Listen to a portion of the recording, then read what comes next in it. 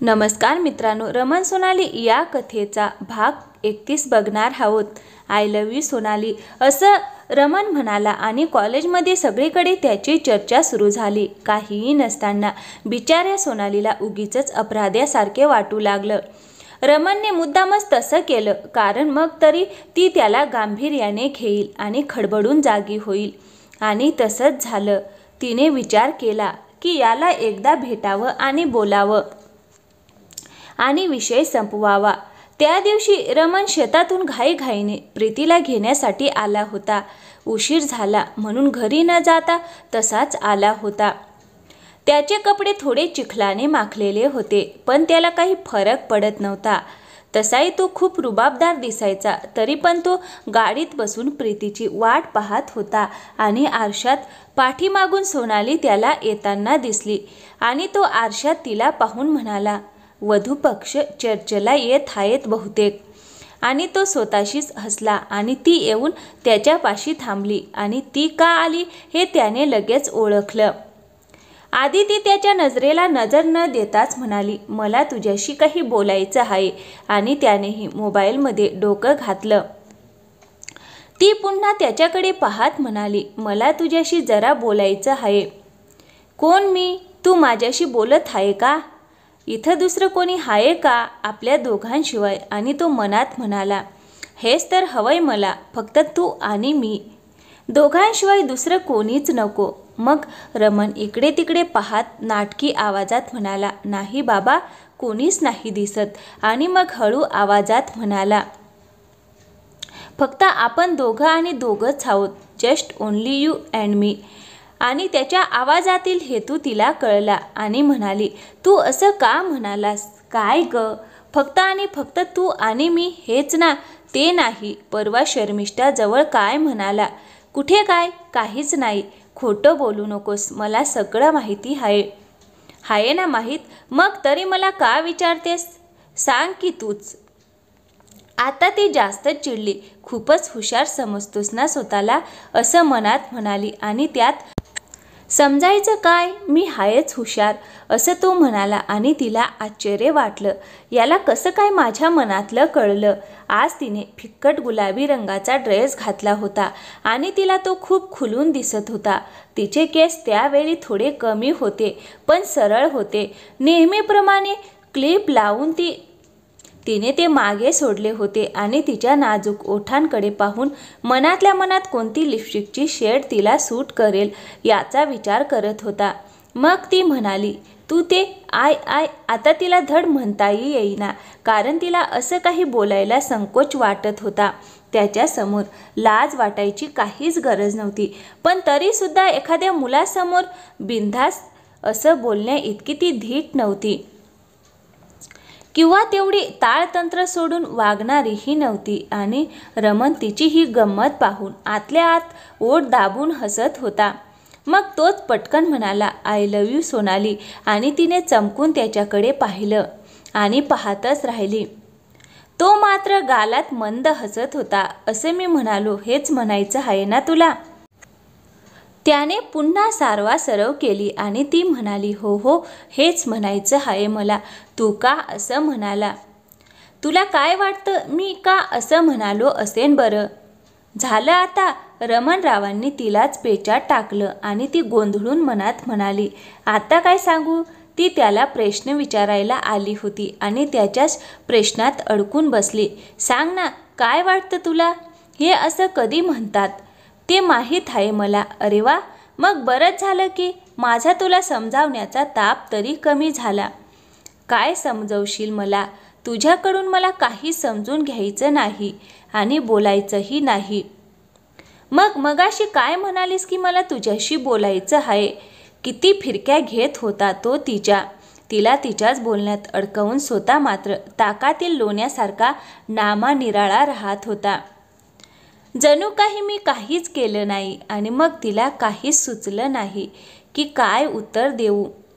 त्याच्यासारख्या हुशार मुलाशी वाद घालत बसणं म्हणजे काय खायचं काम नव्हतं। पण त्यावेळी साध्या सरळ सोनालीला कुठं त्याचं हे वाक्यातुर्य माहीत होते आणि तो मनात म्हणत होता, तुझ्यासारख्या वेंधळीचा माझ्यापुढे काय निभाव लागणार, पण मला खूप आवडेल तुझ्या आयुष्याचा जोडीदार व्हायला, तुझ्या गोंधळलेल्या प्रवासाचा साक्षीदार व्हायला. मग ती शेवटचं मुद्द्याचं बोलायचं म्हणून म्हणाली, हे बघ, मी तुझ्यावर प्रेम करत नाही. बरं, तो सहज म्हणाला, अगं मैत्री तरी कर, ते तरी चालेल ना. नाही, मी तुझ्याशी मैत्री पण करणार नाही. ठीक आहे, मग लग्न कर आणि हो माझी बायको. आणि तिला त्याच्या या आगाऊ बोलण्याचं नवल वाटलं. कसला निर्लज्ज आहे हा, किती सहज बोलतोय. हे बघ, मी एका मुलावर प्रेम करते आणि त्याच्याशीच लग्न करणार आहे.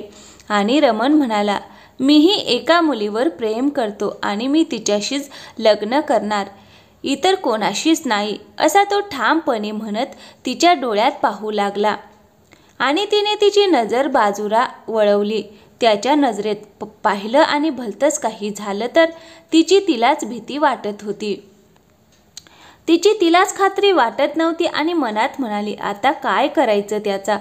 तिच्यासाठी वेडेपणा वाढत होता, पण पूर्ण शुद्धीत राहून.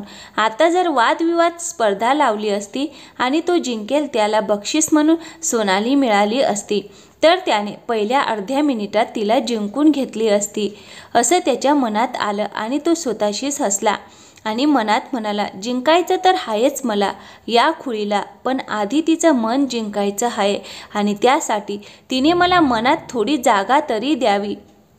पण माझ्या जागी माझाच राग बसलाय ना तिच्या मनात.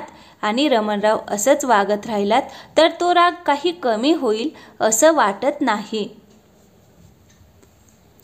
मुलींशी काय असं बोलतात का, पण काय करू, खानदानी प्रॉब्लेम आहे तो, सवय जाता जात नाही.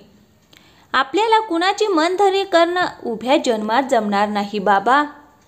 मग ती रागात म्हणाली, ठीक आहे, पण एक गोष्ट लक्षात ठेव, मी तुला कधीच होकार देणार नाही, पण मी तो मागितला नाहीच आहे, असा रमण म्हणाला.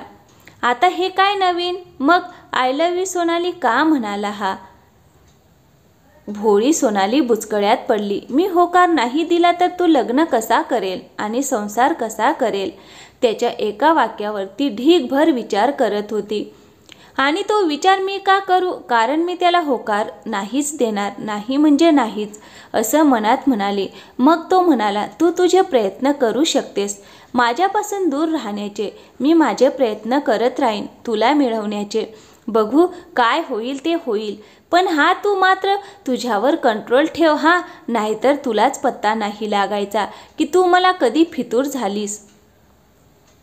आणि त्याने गोड गोड हसत पटकन तिला डोळा मारला आणि तिच्या काळजात धस्स झालं. कुठेतरी एक बारीक गोड कळ उठली हृदयाच्या आत, खूप आत. पण त्या गोड कळीला दाबत ती विचार करत म्हणाली, काय ही पद्धत मुलींशी बोलण्याची. साधं एक फूल नाही की गिफ्ट नाही आणि म्हणे प्रेम करतो. ती मनात म्हणत होती, याला प्रेम तरी करता येतं का. अशाने एकही मुलगी याला अख्ख्या आयुष्यात हो म्हणणार नाही. मुली का याच्या मागे लागतात कुणास ठाऊक, आणि स्वतःला हुशार समजतो. आणि तो मनात म्हणत होता, फुलांचं काय घेऊन बसलीस, ते दुसऱ्या दिवशी सुकून जाईल. आधी तू मनाने मला स्वीकार, तर मग तुझ्यावरून जीव ओवाळून टाकीन. आणि तसंच झालं होतं. तिने त्याला स्वीकारलं. त्यानं शेवटपर्यंत तिची मनधरणी केलीच नाही. प्रेम जीवापाड करेल तो, पण याचना करणार नाही. तू होकार दे, माझा स्वीकार कर, असं म्हणाला नाहीच, पण तिला मात्र होकार देण्यासाठी, त्याचा स्वीकार करण्यासाठी विवश केली. आणि इतक्यात कॉलेज सुटलं. तो म्हणाला, प्रीती येईलच आता, चल तू पण लग्नाच्या आधी घर तरी पाहून घे नवरदेवाचं. निर्लज्ज म्हणत तिने रागाने त्याच्याकडे मोठे डोळे करून पाहिलं आणि त्याने शिट्टी वाजवून गाणं म्हणायला सुरुवात केली. तेच ते त्याचं नेहमीचं, मेरे ख्वाबों की तस्वीर है तू, बेखबर मेरी तकदीर है तू. आणि आज शर्मिष्ठाला पाहून त्याला हे आठवत होतं. तिचा हात त्याच्या खांद्यावर अजूनही तसाच होता आणि तिचा स्पर्श न आवडून तो मागे सरकला आणि ती म्हणाली, कसा आहेस? आणि तो मनात म्हणाला, तू आली नव्हती तोपर्यंत बरा होतो, पण आता बरं नाही वाटत. का कोणास ठाऊक, पण असल्या मुली त्याला आवडत नव्हत्या. त्यांच्यात काही पवित्रता नाही असं त्याला वाटायचं. सोनालीकडे पाहिलं आणि ती पवित्रता त्याला तिच्यात दिसली, अगदी पहिल्या नजरेत. तशीच पवित्रता त्याच्या आईतही होती. तो सोनालीची आणि त्याच्या आईची सतत मनात तुलना करायचा आणि कोण किती जास्त चांगली हे ठरवण्यापेक्षा दोघेही सारख्याच वाटत होत्या त्याला. आणि त्यानं तिला त्याला हवी तशीच घडवून घेतली होती, त्याच्या विचाराच्या प्रेमाच्या साच्यात घालून. शिल्पकार कसा त्याला हवी तशी मूर्ती बनवतो, तशीच अगदी त्याला हवी तशी मनासारखी बायको त्याने घडवली होती. त्याच्याशी समरस होऊन जाणारी, खूप खूप आवडणारी. त्यामुळे बघणाऱ्याला प्रश्न पडायचा, याचं नक्की लव्ह मॅरेज की अरेंज मॅरेज आहे? दोन शरीर, एक आत्मा. एकाला ठेस लागली तर दुसऱ्याचा जीव कासावीस व्हावा. एक जेवला की दुसऱ्याचं पोट भरलं, अशी त्यांची अवस्था. आणि ती तर काय स्वतःची अशी उरलीच नव्हती. जे काही असेल ते त्याच्या विचाराने. कोणी काही विचारलं की सारखं यांना विचारून सांगते, हे तिचं ठरलेलं उत्तर. आणि अहो हे करू का, की नी अहो ते करू का. तिची प्रत्येक वस्तू, अगदी टिकलीपासून ते साडीपर्यंत रमणरावांच्या आवडीचीच. कारण तिला काय शोभून दिसतं हे तिच्यापेक्षा त्यालाच जास्त कळतं. अगदी तिच्यासाठी नवरा म्हणून मीच योग्य आहे असं वाटत होतं त्याला. आणि ते 100% नाही तर 1000% खरं होतं. त्याचे झोपेत घेतलेले निर्णयसुद्धा बरोबरच असतात असा ठाम विश्वास होता तिला. आणि तिचा हाच विश्वास त्याने जिंकला होता.